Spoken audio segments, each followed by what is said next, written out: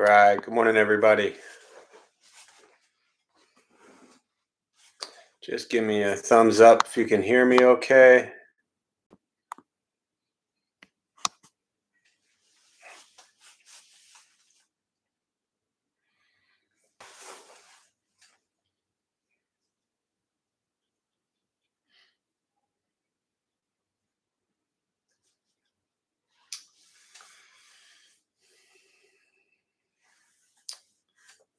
All right. Thank you, Marley. Appreciate it.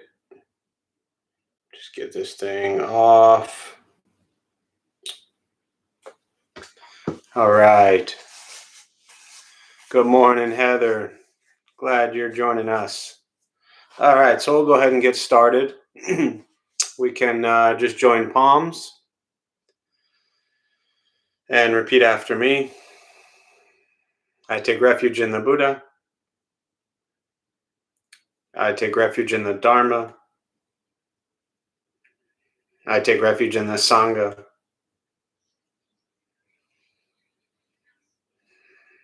And keeping the palms joined.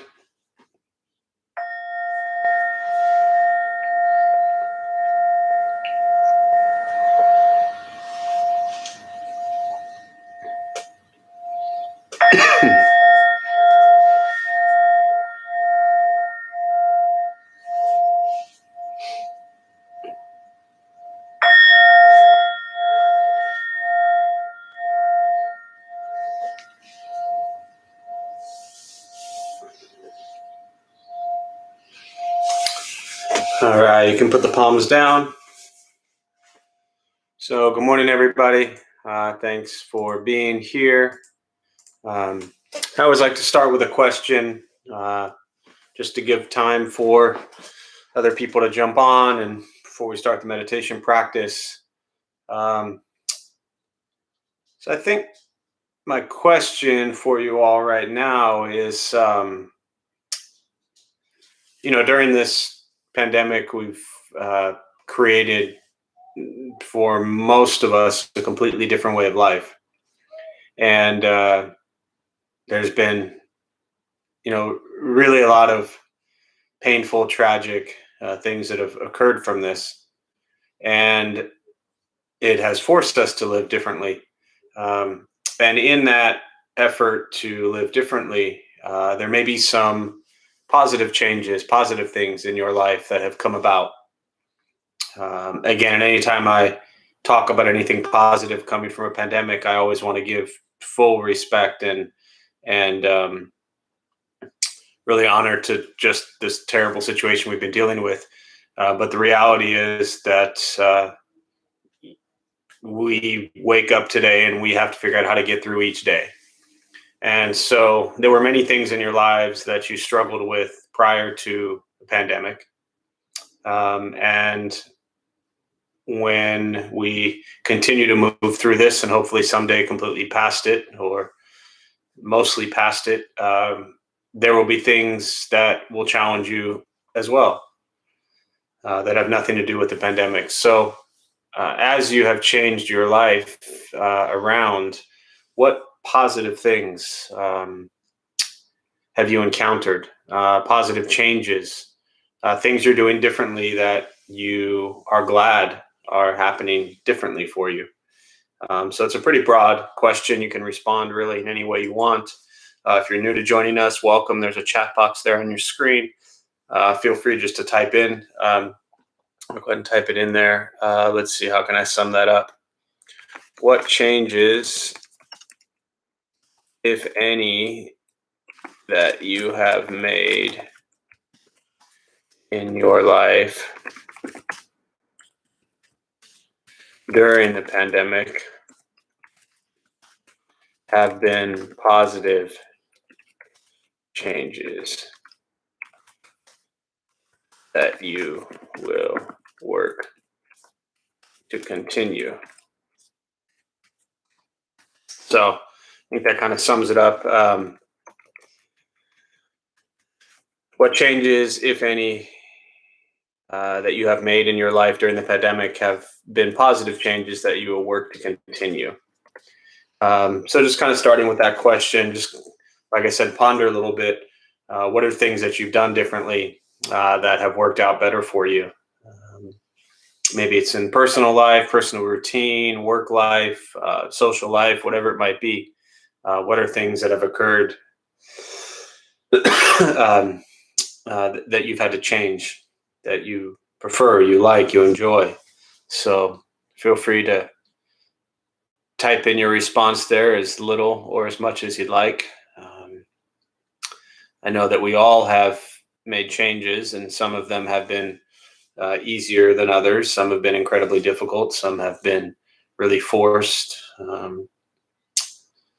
I remember I asked questions similar to this many, many months ago.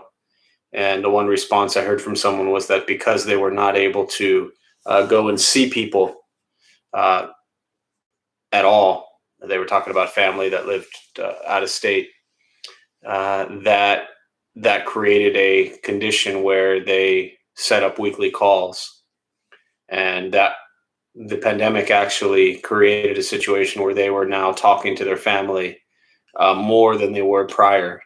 And it's just something that stuck with me that I thought was really beautiful. Um, so I just wanted to share that. So what changes have you had or have you made?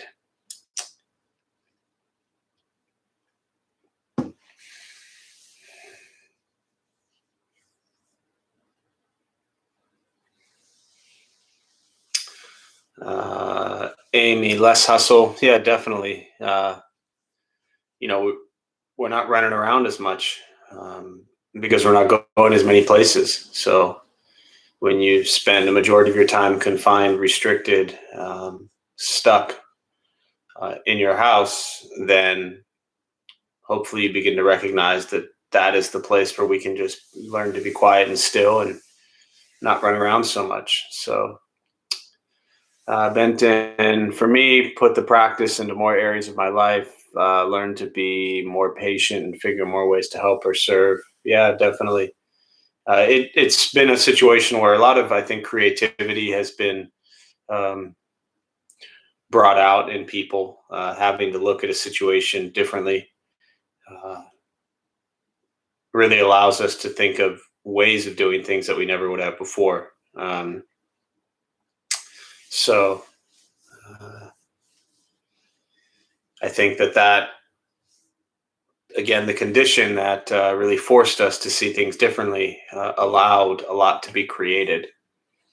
Let's see, Carolyn, renewed focus on my spiritual life. Yeah, definitely. Uh, when we're put in a situation with tremendous difficulty and challenges and crisis, it really tests us and tests our spiritual path and where we're at on it.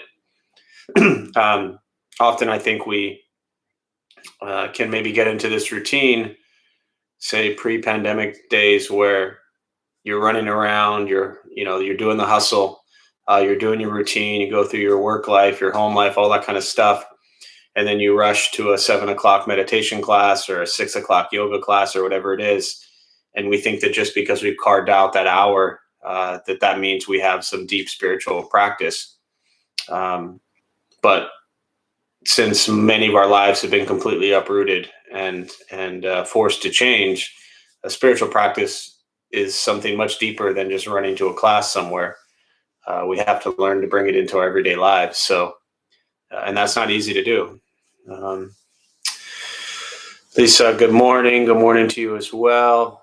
Coming to the temple more on virtual movie nights with friends and family who are further away. Yeah, definitely. I think that, when we look at, and I talked about last week, I think the idea of taking refuge in Sangha, we recognize the importance of having a community of people to practice with, whether it's, the Dharma bums or wherever it might be, that having that support system is really important.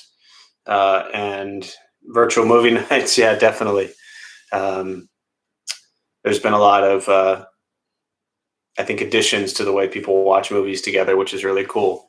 So just spending time with people that we don't normally see in different ways. So to draw people together.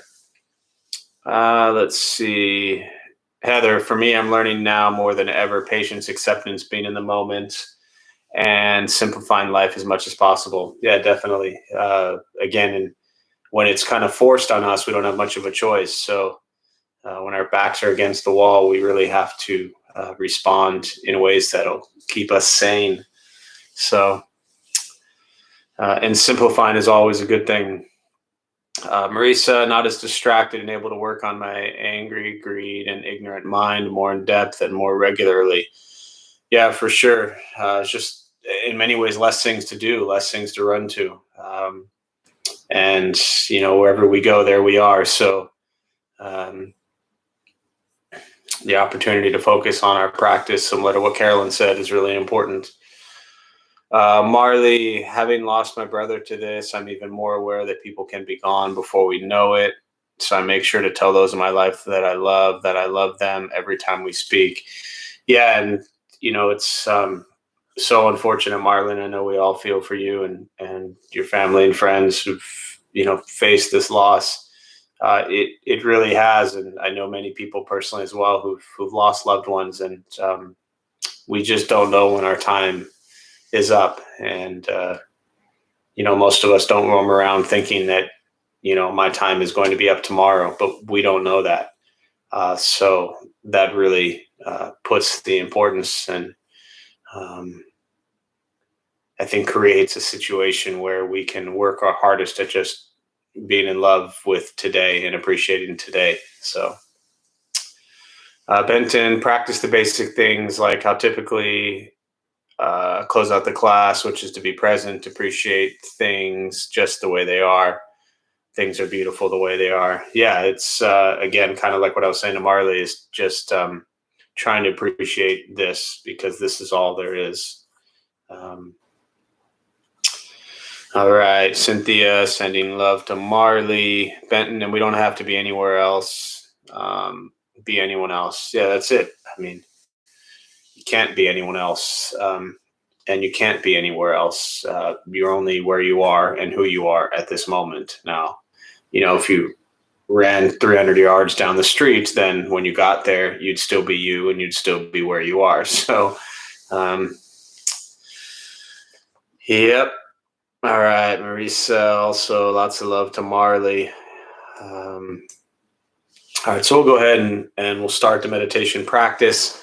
For those who are joining us for the first time, a couple things to tell you before we begin. Nothing's going to happen to you. You won't float away. You won't have any mystical, magical experiences. The mind that's racing all day long is not going to shut off. Don't judge your practice, meaning don't ask yourself, is it working? Is it not working? Am I doing this right? Am I doing this wrong? We're just going to sit. We're going to breathe. Posture, you want to be comfortable. If you're on a cushion, it helps. Slide into the front third. Pushing the stomach forward allows the back to straighten. On a bench or chair, whatever you're sitting on, just trying to sit up straight. Shoulders are relaxed. Hands are on the knees or in the lap. I'll guide us as we begin, and we'll settle into a little bit of silence.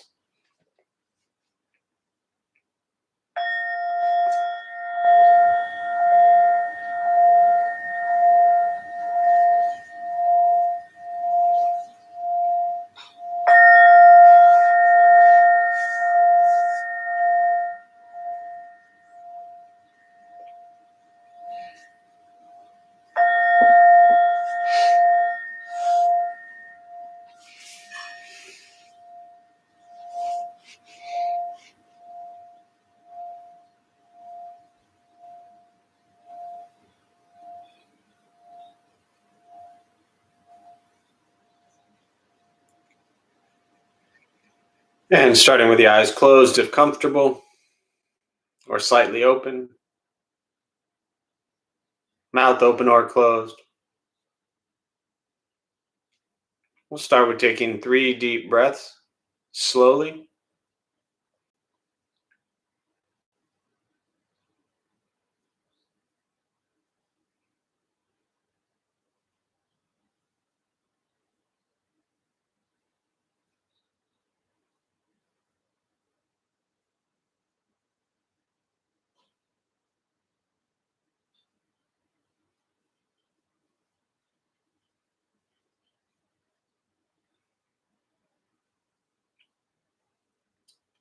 And eventually, just settle into a natural rhythm of the breath,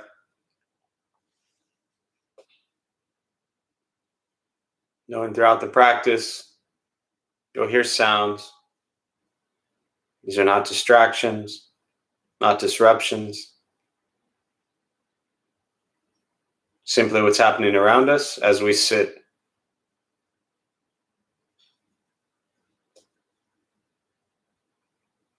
Noticing the mind as it wanders, jumping from thought to thought. We'll start with gently guiding the attention, focus to the stomach or chest.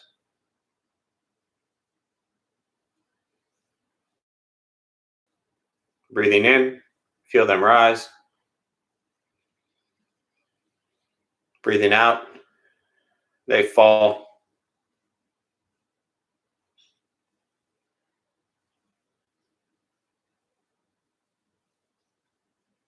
Simply continue this practice, observing sensation of breath,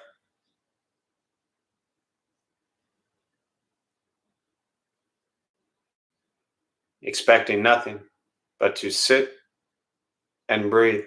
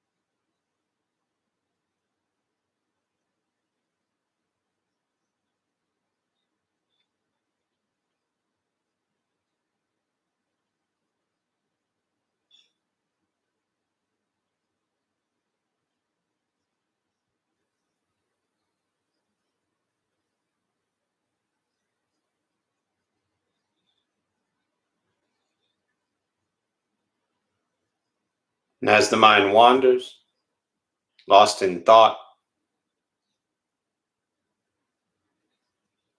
recognize it,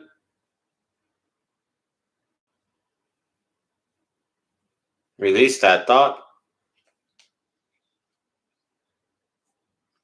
return attention, focus to the breath.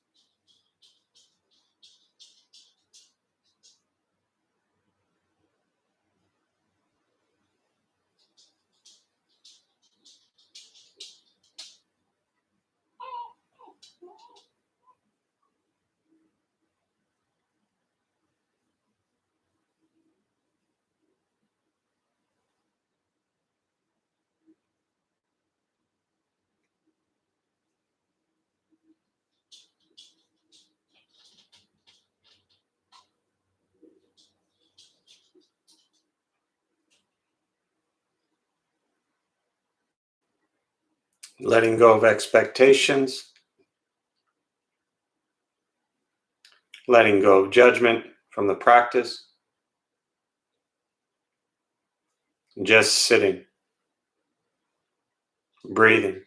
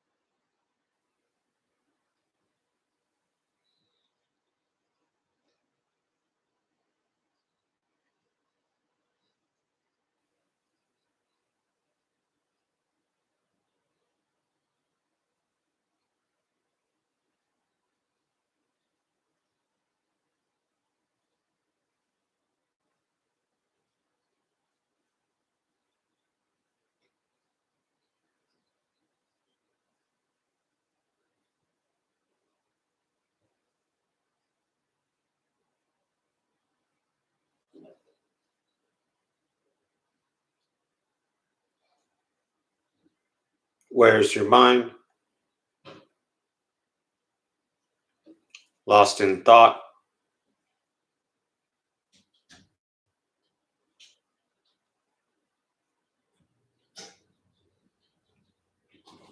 Return to breath.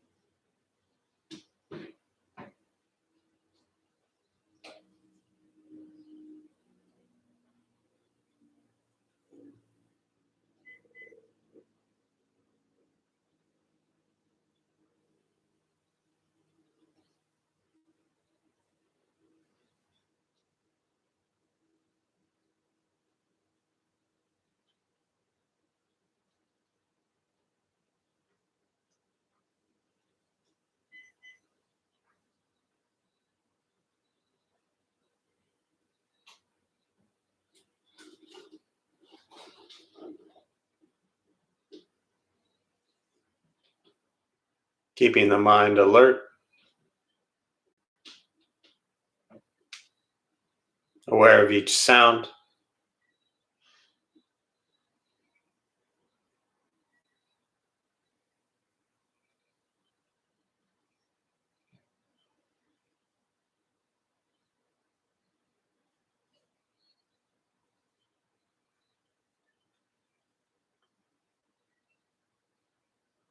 each thought,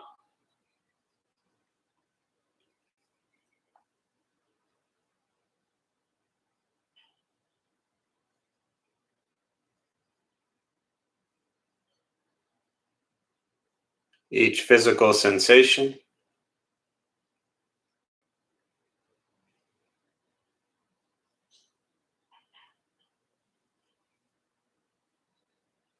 yet concerned with nothing but sitting,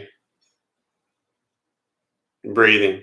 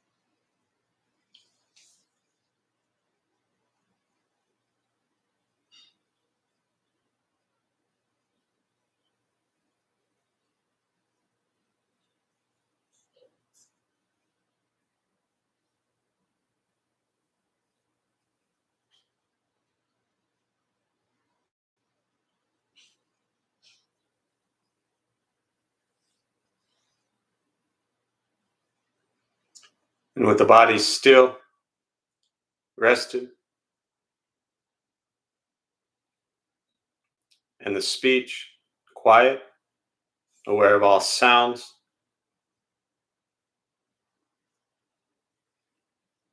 and the mind learning to settle,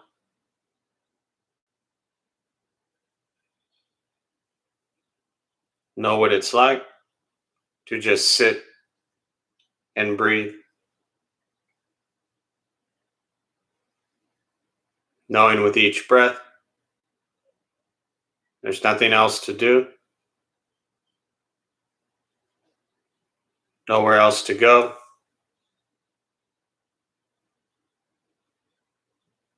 no one else to be.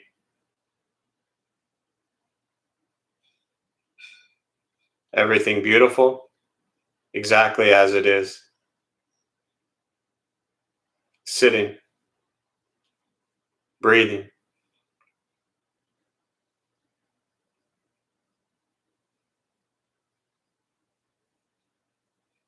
Once again, taking 3 deep breaths slowly.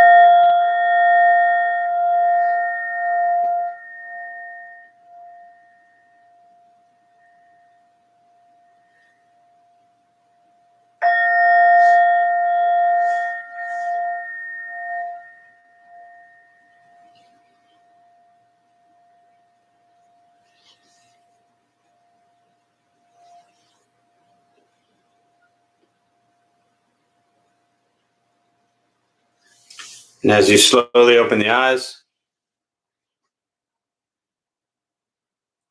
slowly begin to move. Most important with the practice of meditation is to recognize how you feel now, immediately after, and compare this to how you typically feel throughout your day. Recognize the difference, if there is one. Ask yourselves how you prefer to feel every day for the rest of your life. And realize however you feel now, if it's quiet, calm, and still, or busy mind, racing mind, whatever you're sitting with at this moment, has nothing to do with anything I said.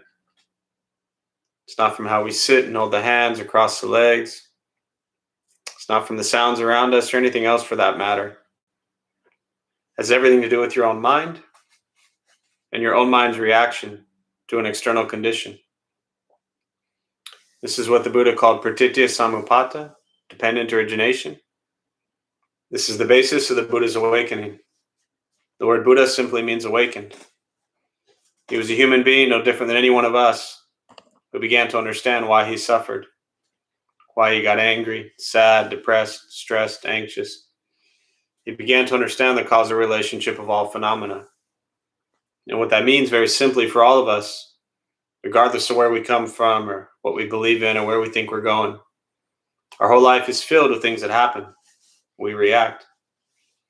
More stuff happens, more reactions. That's it.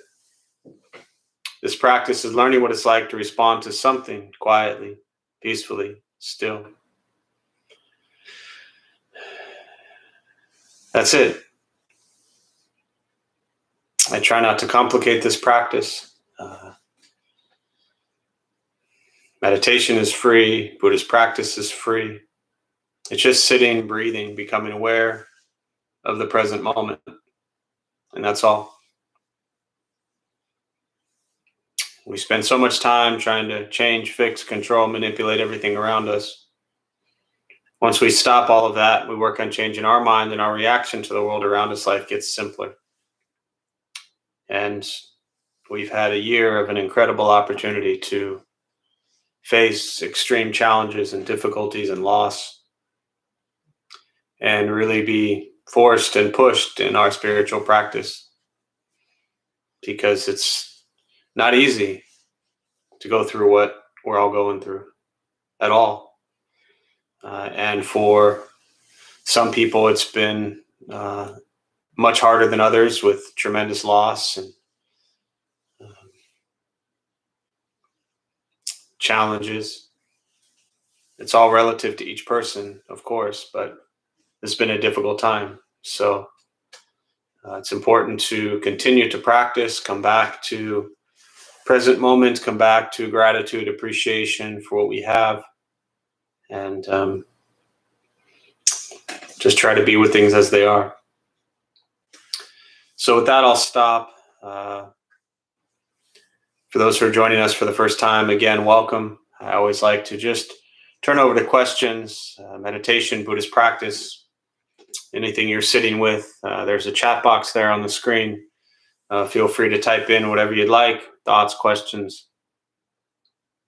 And we use the rest of the time for me to respond to that.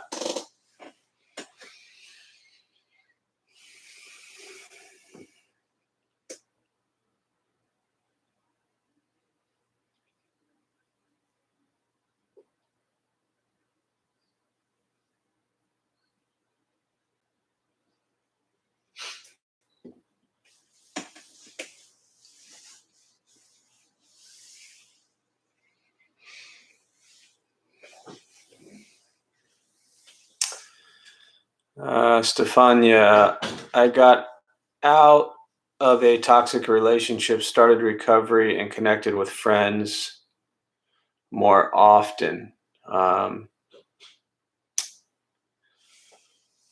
That's good. I don't know if there's more of a question there, if you're just sharing. I think sounds like good news. We can spend a lot of our time in toxic relationships, toxic workplaces, toxic environments, toxic friendships. And anytime that we can remove that from our lives, we create space for healing and health to occur. Recovery, obviously, always beautiful as well. Challenging during a time like this, where I know some things are starting to open up a little bit, but I've always felt partially just that it's been the toughest for recovery community, who it really is in many cases life or death, and being around community is important. I just saw the answering the question at the top of the chat. No, it's great, Stefania. I appreciate you sharing that. And the connecting with friends, also very important. Healthy friends, healthy habits lead to healthy relationships. So these sounds like three wonderful things that have occurred in your life that you get to now practice to continue and cultivate. So thank you for sharing that. Appreciate it. I know our recovery community, we started probably 10, 11 years ago, has always been really strong. So it's just good to be a place of resource and support for those who need it. So happy to hear you're headed in the right direction.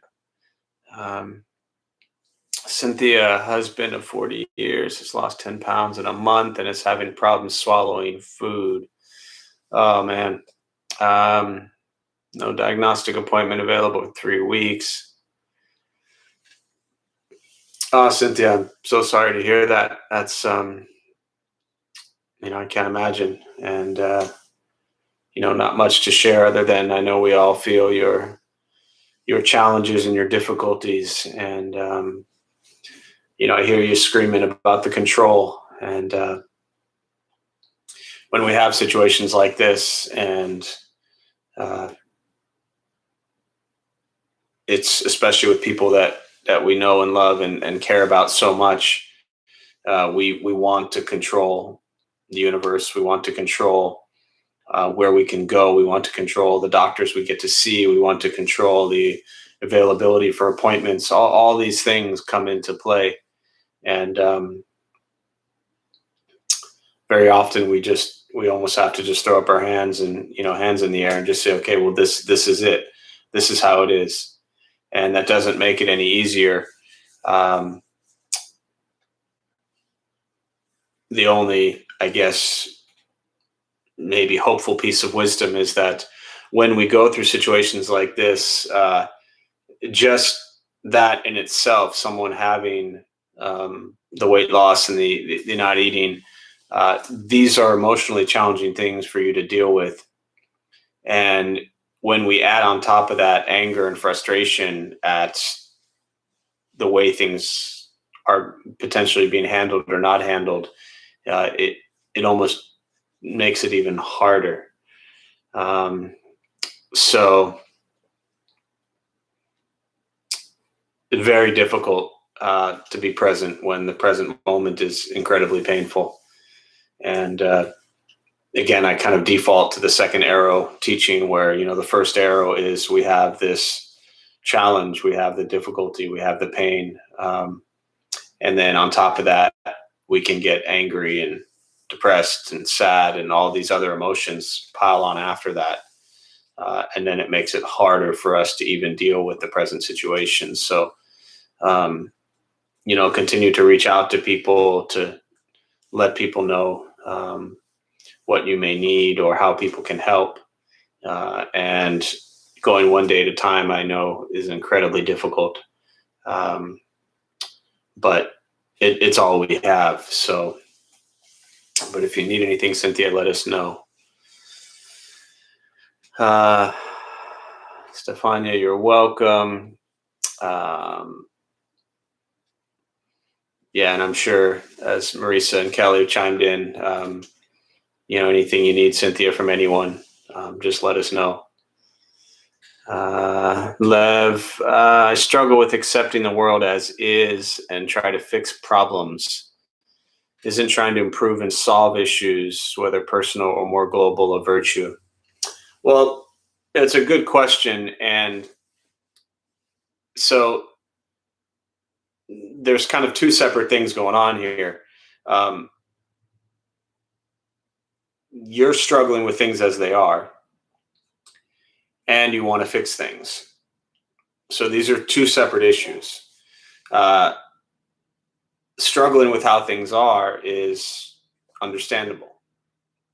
Now, wanting to fix things, also understandable, right? It's important to understand that in the Buddhist teachings, that talk a lot about craving, desire, attachment to views.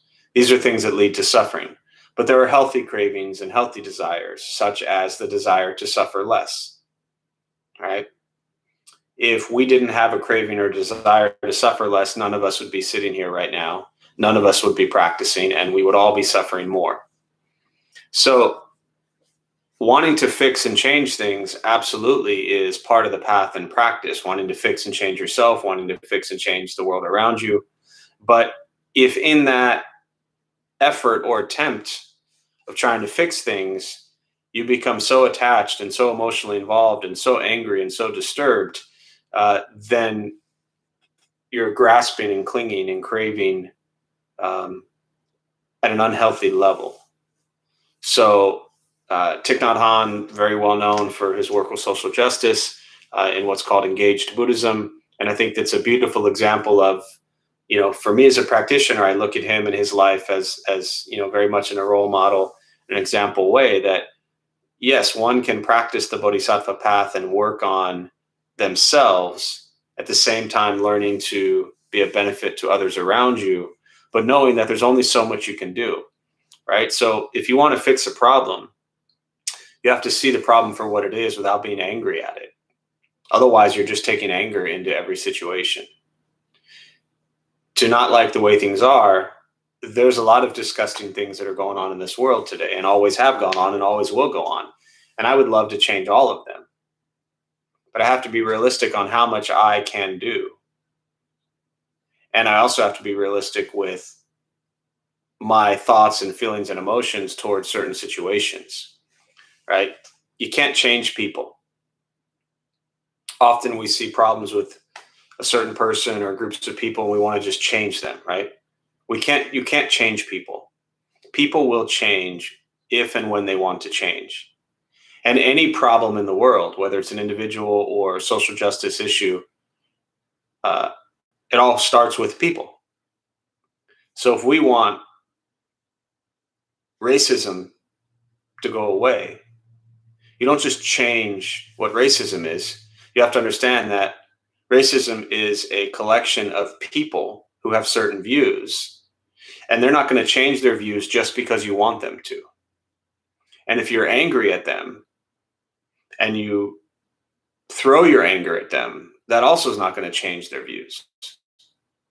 So working to create change starts with understanding and patience. It starts with understanding that someone who is racist, why are they that way? They weren't born that way. They learned these things. They were taught these things based on who raised them, how they were raised, where they were raised, experiences they had throughout their life, right? Conditions occurred that created them to be a racist. Now, screaming and yelling and throwing hatred at them doesn't change them. We have to begin to understand, why are they this way? What created this? So coming back to your question of accepting, the Buddhist practice of accepting the world as it is doesn't mean that you stop caring about how things are. It doesn't mean you say, well, so what? There's a bunch of racists in the world. I don't care. That's not the practice. The practice is, what can I do to begin to create change around these issues? And it would start with understanding, why are people this way? So again, Buddhist practice is not just sitting under a tree and smiling and thinking everything is fine. The world is a mess, right? I mean, for me, I've been at this practice 18 years and leading this community for 15 years because you're all a mess. I'm a mess. That's who and how we are. We can't just pretend that just because we meditate and do some Buddhist stuff that all of a sudden we're these like perfectly enlightened beings. No, we're a mess. And so we create space, time and place, conditions, temples for people to cultivate wisdom and compassion and then bring that into other areas of their life. So the deeper you understand yourself, the deeper you understand why people do things the way they do, the better you will be at creating change.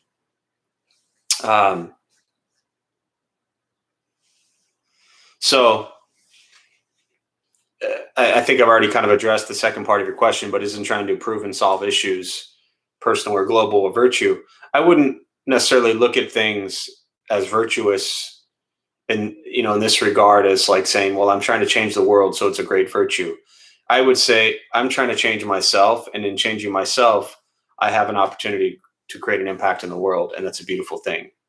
I understand kind of the expression of creating change, maybe, virtuous. But I'm just trying to simplify it, saying that I'm a greedy, angry, ignorant person, and I have to cut through that before I try to fix everybody else. So hopefully that's helpful. I think it's beautiful to have, Lev, and continue to have the desire to want the world to change.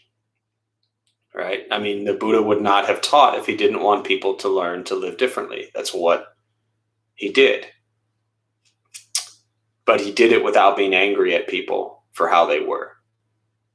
And I think that's the part where, when we look at struggling with accepting the world as it is, if you hate the world, you're going to have a really hard time. So hopefully that's helpful.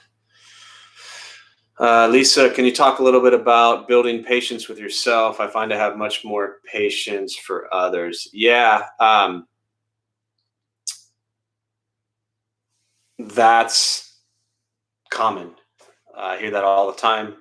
Um, I can relate to that personally. I hear and see that a lot, as I just said. Um, we haven't been setting expectations for other individuals or raising the bar for other individuals our whole life the way we have for ourselves, right? Maybe we meet people, we encounter people, we have expectations of them, we have some sort of relationship or dynamic with them, and we kind of expect things from them. But those are somewhat temporary. However, us looking at ourselves, from the time we were born until now, someone has been pushing us our whole life. We were born and we were like screaming and crying, and that was never okay. Someone wanted us to stop crying, so they picked us up and they held us and they fed us and they changed us. We stopped crying. We couldn't talk, but that wasn't good enough. We needed to be able to talk, so people tried to teach us to talk. We were just laying there, and that wasn't good enough. Someone wanted us to crawl. So they were telling us before that, they're telling us to turn over, right? We're little infants, and they're all excited because now we can turn over. And then we can crawl, and then that's not good enough. And then we can walk, and then that's not good enough. Then we can run. And then we're in kindergarten, and we have to do well. And then you're in 8th grade, and you have to do well. And we're being pushed our entire life. And I'm not saying that these things are bad or wrong. What I'm trying to point out is understanding why you lack patience with yourself, because somebody else for many years, for pretty much all of us, pushed us to be better, stronger, faster, quicker, and new and improved constantly. So we take on that karma. We carry that now in our hearts and our minds, where we have to be better. And then we adopt that view at a very young age, right? Nobody said go through school and just get C's your whole life, probably. Nobody said stay in 7th grade your whole life. It's always about more and more and more. So we create this condition in our lives where nothing we're ever doing is enough. And that is the problem. First, it's important to understand that it's not your fault. You're not alone. It's what everybody's going through. So that's the first step, is to understand why this is even occurring, right? When we want to be patient with ourselves, we want to have more patience for ourselves, we have to understand, why are we not patient with ourselves? And that's what I'm talking about. You're not patient with yourself because you and a collection of other people have been pushing you to be better your whole life. Even now, we're pushing ourselves to be better. I want to be kinder. I want to be gentler. I want to have a deeper spiritual practice. All these things, like, we're pushing. And we're constantly comparing ourselves to others. I shared this last week, or maybe just a few days ago, but I came across something recently I thought was really beautiful, where they were talking about someone learning to be comfortable in their own skin with their body image and things like that. And it was just a simple little piece where somebody was looking outwards and saying that when they look in the mirror, they never see themselves. They only see themselves in relationship to what somebody else looks like. So we look in a mirror and we don't like the way this looks, because we're thinking about someone else who doesn't look that way. Patience is a lot of the same thing. We have this idea of how we're supposed to be, and we wish we were different from how we are. Now, I'm not answering your question at all. I realize that. I haven't given you one, I think, tool for building patience within yourself. I'm just trying to help you understand why this is all occurring. And because of all of that, it's not easy. So, as much as I hate to say you have to be patient with building patience, it's just how you have to be, because you've spent your whole life lacking patience. And on top of that, at some time, we have to just embrace and accept the fact that we're just human, right? We have all done some good. We have all done some bad. We've all caused so much harm to self and others, and we've brought so much joy to self and others. It's just, that's what we do as human beings. We're alive and we're living. And having patience towards yourself, really, when I look at the Eightfold Path and the correct view, the first one, this is really what I'm talking about, is having the correct view and understanding of why you lack so much patience. And I think if you begin to explore that a little bit, your heart and mind might soften and open a little bit. And instead of trying to figure out how can I build more patience within myself, start to explore very deeply why you lack so much patience. And I just have the feeling that that practice, that exploration alone, might allow things to kind of be a little bit lighter, breathe a little deeper, settle a little more, and maybe you'll put less pressure on yourself. And that might allow you to cultivate patience. So hopefully that's helpful. Cynthia, yes, lots of friends. We love you, and we're here if you need anything. You know that. Stefania, I heard that you can't make people change. You can only allow them to change. Yeah, it's a great way to put it, really, is, again, I'm repeating kind of what you're saying and what I said, but we can't force others to change. We all need a time to change on our own. There's a time where someone would have said to us, you should do some meditation and look at Buddhist teachings, and we probably would have thought they were crazy and ignored them and told them we don't need anything. And now look at you. So understanding people and allowing them to change when they're ready, unfortunately, is very often the only thing we can do. All right, Lev, accept and work to change rather than just wish things to be different and be angry. Yeah, and be angry that they're not. Exactly. I think that kind of sums up what I rambled on about. Recognize the issues in ourselves and others, work to change them, and try to do it with compassion and not anger. That's really what it's about. Compassion towards self, compassion towards others. And, it's not easy.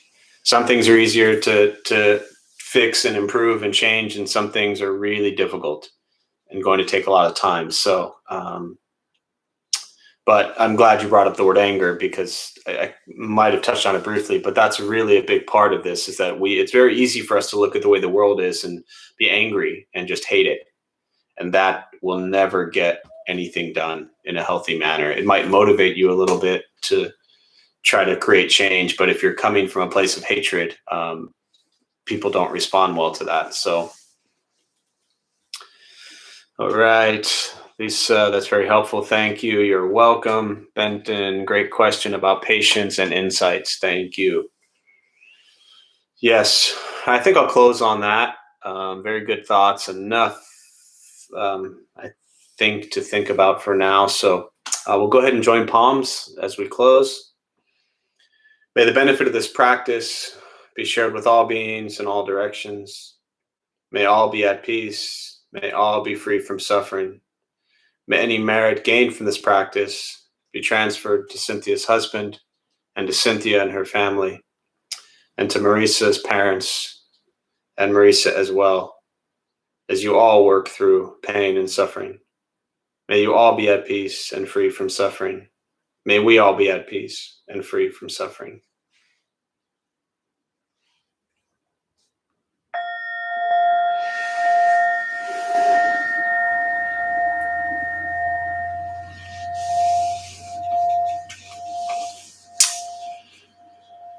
All right.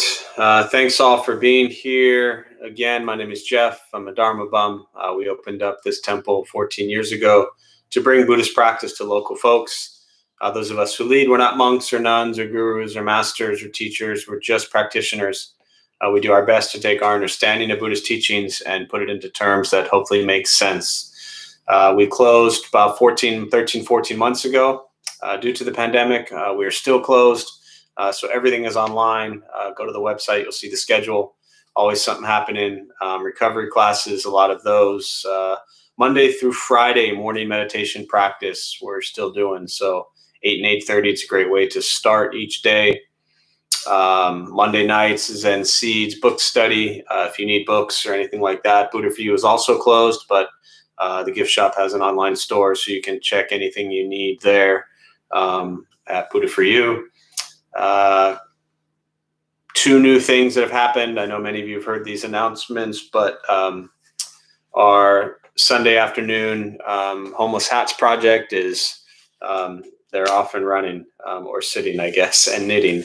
But Sunday at 3, it's all on the schedule and on the website, making beanies for people who live on the streets. So if you want to get involved there, just, again, go on the website. You'll see the Homeless Hats Project under programs, and you can click there. There's also supplies that people have been donating, so that's wonderful. We appreciate that. And then the Tonglen practice, which just started last Sunday night, also a website, Tonglen Meditation. If you have anyone who's ill or you want to send some healing to, it'll take you about 60 seconds, and just go on the website. They'll include that for Sunday night. Also just a great Tibetan Buddhist practice. So other than that, we still don't have open plans yet. As I keep saying, we're hoping it's, obviously sooner than later, but we err on the side of caution, and we just want to be very careful. So appreciate you being here. I wish you well. Please be safe, stay home, wear a mask, and let's not do anything that puts anybody at risk. So please be well.